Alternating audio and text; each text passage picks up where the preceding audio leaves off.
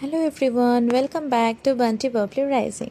তো আজকে ছিল বৃহস্পতিবার, তো আজকে আমার মামামের ছুটি থাকে।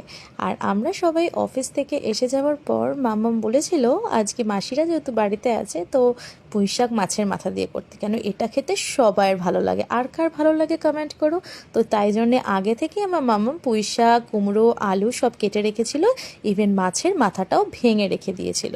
তো আমি ফ্রেশ হয়ে একটু বাড়ি এসে খাওয়া দাওয়া করে ভাবলাম রাত্রিবেলা রান্নাটা করে রাখি, তাহলে সকালে একটু তাড়াহুড়োটা কম লাগবে।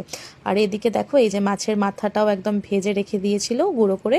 আর এদিকে আমি পুঁই শাকটা করছি, আর মধ্যখান থেকে বরমশাই এসে বলছে একটু বডি দেখাবো, কতটা কি হয়েছে চেহারাটা দেখি। সামনে পুজো আসছে, জিমটাও করছে, কিন্তু মধ্যখানে দেখো বলেছি একটু পুঁই শাকে জল দাও, জল দিতে হবে, মগটা ধরেই দাঁড়িয়ে আছে। তো যাই হোক, এসে হেল্প করছিল।